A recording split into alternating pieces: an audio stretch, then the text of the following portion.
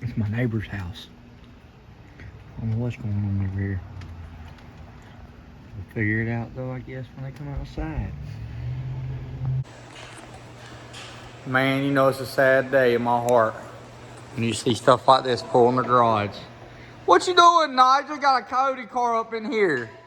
Come on now, look at you. You're supposed to be a neon guy. Hey, it's Pride Look, you got that world famous. It's Pride Month, man. Look, you got that world famous car off of John Doc's YouTube channel over here. Look, Philip's buddy. Look at it.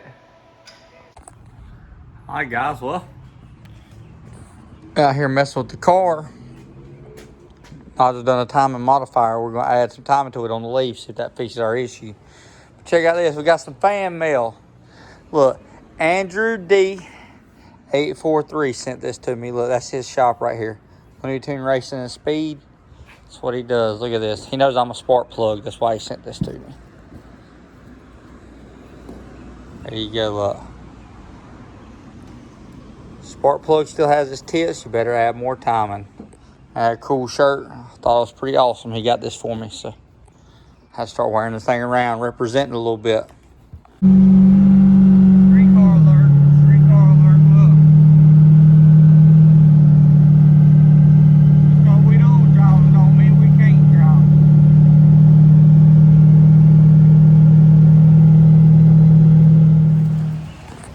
All right, now. Well, been slacking today. Took this over to Nigel's. Remember I used to have the lid on it. Cut it off. Had Jake weld a piece on there and one down here at the bottom. Let me turn my light on so you can see. One down at the bottom. So now I went to the hardware store.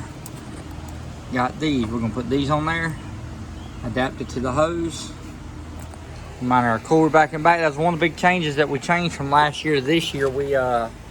I built that little ice box to save a little weight. Well, the IATs, I don't know if we have enough volume for the ice, because the IATs get about 140 when they're used to being like 85, 90. So might be a little bit of horsepower here. So figure out throw the ice box back inside there, run the power wire to it. I'll mount it back at the cage and hook my intercooler back up for this weekend or for tomorrow. Today's Wednesday, so that way we can take it to the track tomorrow and test it and see how everything is doing. That way we can we put ice back in the old Lowe's cooler. The hoses, like I said, they pump cool water across it down there, and I still left this down there because I'm able to this thing right here, when there's water in this cooler, the pump that's in it, it'll still run water past it if it's at a higher elevation. So I figure I can just crack this line right here and that'll allow it to bleed off. Maybe if not, I still have this line here that Caden can go back up in here and reach it and squeeze and just drain out the door like we used to. So either way, it ain't no big deal. Like I said, we're gonna make it happen. So let me get the stuff cut and trimmed and fitted, and I'll be back with you. All right, now, so I got my fittings hooked up. Y'all know this is the big boy pump. This is that Rule 3500. Excuse how dirty this is. I put some soap in here so it cleans it up. I just got rust from where it used to. I used to have some, when the intercooler was under the hood, I used to have some metal lines that run out there, and they got some rust in them, so it turned my lines brown.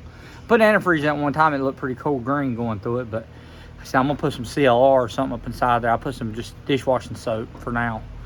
But I had to pour 4 gallons of water in it. So, like I said, let's turn it on and watch.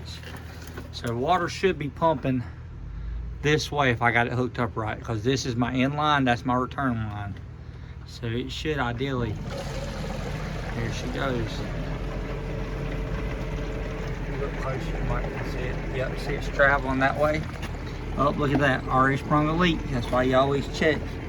You cut it off, tighten the clamps up, check it again. Told you that's that big boy pump, look at her. Sound like a Carowinds ride up in this thing. So far, I tightened the clamp up and it stopped my leak. So I think we're good. Gives Caden a little bit more room too for him to ride with me to the starting line. So throw his little zip tie on that and we'll be good to go. All right, now, so I took my shift light out because I figured I don't use it anyway, so I might as well just turn it back into my stuff. So we'll go right here on the shift light, and what we'll do, we'll enable it.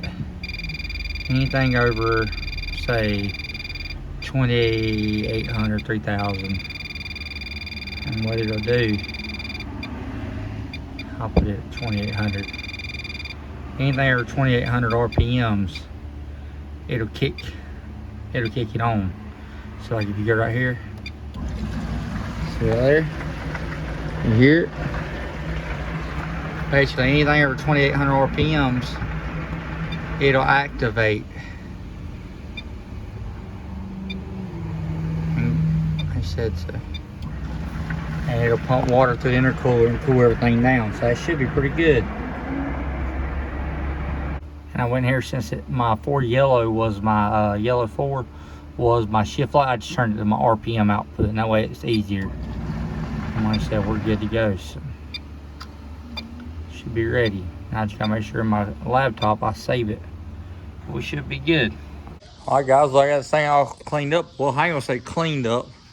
I cleaned the windows. I hit them with some get some overspray off of them. I still gotta wash the car. I hit it with some spray wax. I had a lot of overspray right here on the inside of this window. So I went through and wanted to go through and clean it all off. Got Caden over here, look at him with his new fresh new dude. Went to jiu-jitsu. That boy went to jiu-jitsu last night with me. He was giving him a hard time. Ain't been in jiu-jitsu in 7 years. And that little boy, he hit me with a rear naked choke, choked me out first thing.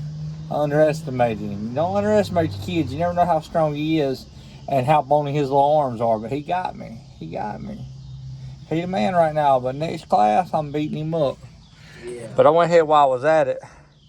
I went ahead and cleaned all this. I went ahead and wiped down the dash since I ain't wiped it down in forever.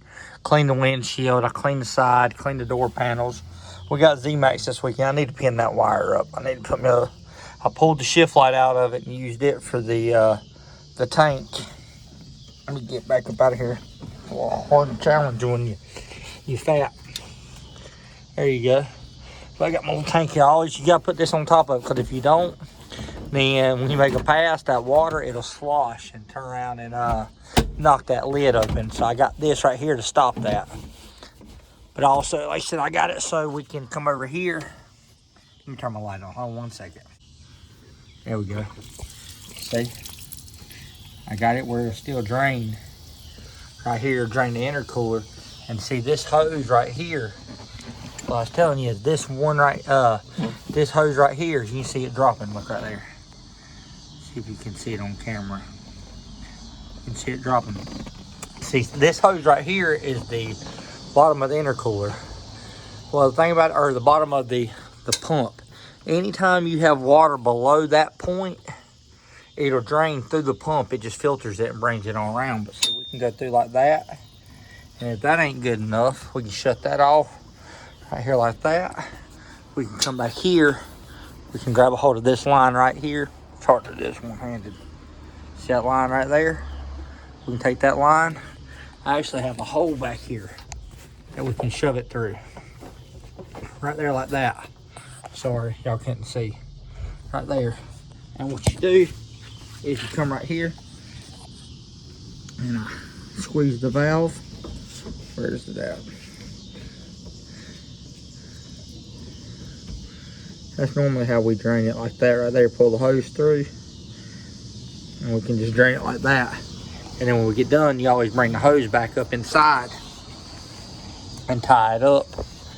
That way the residue don't run off. Whatever's left, tuck it in here where it can't. It don't matter anywhere. A lot of times I'll pull it up and just tie it up so it can't drain. But see, we can also come back and if you look, we can drain that. So it makes it super easy. We can drain the lines out, crack it open. That's what we forgot the other day was this valve right here. I was gonna change the whole intercooler deal. I was gonna make it look a lot, listen at it. What's that thing? So I was gonna go through and take the whole intercooler apart and rebuild these ends and all that, make it look a little better. Well, Jake, he hooked me up. He cut the top of this over at Nigel. He works for Nigel now.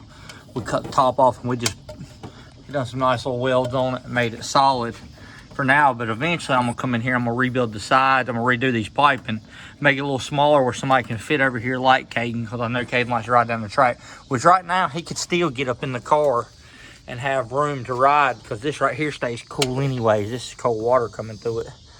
But like I said, it's not bad. We getting there. I done that, and let me show y'all what else I did. Can you shut that door, Caden?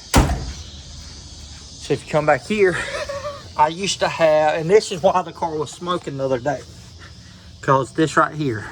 Okay, so here's my catch can. Whoa, sorry. So this right here is how you drain the catch can. Ooh, that's nasty. See, that's how you drain the catch can. Well, before we had a screw-in type valve, and what would happen is it would get clogged up with stuff, and it would take it forever to drain out. So I put this valve on it so we can turn around and drain it a lot faster. So we don't have the issues that we had the other day at the track, because normally what we would have to do with that valve, we'd have to crank the car up, hold our hand over it, let it build pressure and blow it out. Well, when we done that, what happened was it caused it to backfill the turbo, because it needs the air to get out. Well, when it don't get out, it pushes all oil through the turbo and causes it to start smoking. So that was our issue the other night, was we held our hand over the chimney on it, and we were like, Caden's like, Dad, it's smoking. Well, I wasn't even thinking about what we were doing, because we were in a hurry. So I left the valve open underneath it, left the intercooler open, so that's why we got kicked off the track twice. Won't happen again. But I fixed the drain on the bottom of the turbo too. I shortened it up, so that way it won't back up. So we should be good for this weekend. Check out my new sticker. I saw that at the last time we were at the track. I was like, when you get that sticker, it looks good. Steve-O gave it to me the other night. Let's get up on there. Oh, yeah. Like I said, I cleaned my windows up a little bit, made it look a little better. I sprayed some wax over the whole car and wiped it down. We're going to take it to Shady Side tomorrow. We're going to take it to Shady Side. I ain't going to take the truck, or I might load the car up and let Nikki pull it with the thing. I might just drive the truck out and me and Kate both make passes. I don't know. We'll see. Well, you promised me I can make passes. I know Caden wants to make passes. And the truck's here, even though it's got a little transmission leak I noticed on it. But also got to do my YouTube stuff. Well, we do got to do his YouTube stuff. So I got to figure I might get somebody like James Crawley to drive the S10 out to the track for me, and I might just pull the car. I might let Nikki pull the car. I don't know. But we got, so Thursday we have Shady Side, so tomorrow. Then Friday we're going to do the the 704 Outlaw stuff. The Extreme is going to be at Mooresville, so we're going to go over there and record for that. And then Saturday we have Z-Max. So y'all wish us luck. Please like, share, subscribe, and comment. I'll see you one later.